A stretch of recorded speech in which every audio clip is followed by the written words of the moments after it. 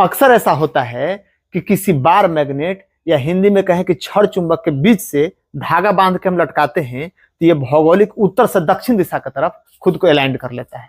और ये इसलिए होता है कि हमारा पृथ्वी भी एक विशाल बार मैग्नेट की तरह बिहेव करती है और ये अपने चारों तरफ चुंबकीय क्षेत्र का निर्माण करती है, या इंग्लिश में कहें कि मैग्नेटिक फील्ड का निर्माण करती है।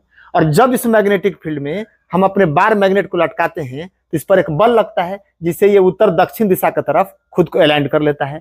आप चित्र में भी देख सकते हैं। अब पृथ्वी में ये मैग्नेटिक प्रॉपर्टी कैसे आता है, बार मैग्नेट की तरह पृथ्वी हमारी कैसे बिहेव करती है, इसको जरा समझते हैं। आप देखते हैं कि किसी भी तार से अगर विद्युत धारा प्रवाहित हो रहा हो तो वो अपने चारों तरफ एक चुंबकीय क्षेत्र का निर्माण करता है, यानी कि अपने इर्द गिर्द रखे कंपास नीडल को वो डिफ्लेक्ट करता है। और यही धारा को जब हम गोल गोल घुमाकर किसी कॉइल से ले जाते हैं तो ये एग्जैक्टली उसी तरह से कार्य करता है जैसे एक बार मैग्नेट, छड़ चुंबक, और ये उसी तरह का चुंबकीय क्षेत्र का निर्माण करता है जैसे एक छड़ चुंबक निर्माण करता है। तो आइए हम समझते हैं, हमारी पृथ्वी भी 3 लेयर की बनी होती है, ऊपर में क्रस्ट, बीच में मेंटल और सबसे लास्ट में कोर। अब हम सुविधा के लिए कोर को 2 भाग में बांटेंगे। एक आउटर कोर जहां पर आयरन और निकेल टेम्परेचर की वजह से, हाई टेम्परेचर की वजह से तरल के रूप में रहते हैं, फ्लूइड के रूप में रहते हैं, जबकि अंदर वाला गुरुत्वाकर्षण बल ज्यादा लगने की वजह से ये ठोस के रूप में रहता है। अब ये आयरन और निकेल तापमान की वजह से आयन के रूप में टूट जाते हैं।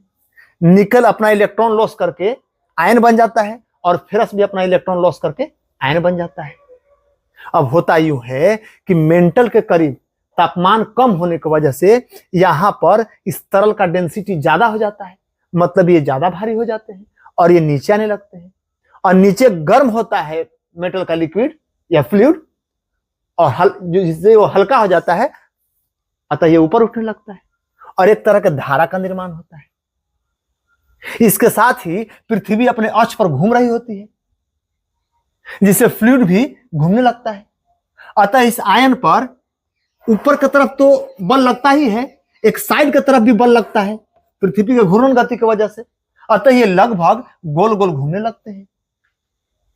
जब ये चार्ज पार्टिकल गोल गोल घूमने लगते हैं तो ठीक उसी तरह से कार्य करते हैं जैसे इस कॉइल में गोल गोल घूमता हुआ विद्युत धारा। यहां भी एक विद्युत धारा का निर्माण होगा जो गोल गोल घूम रहा है। अतः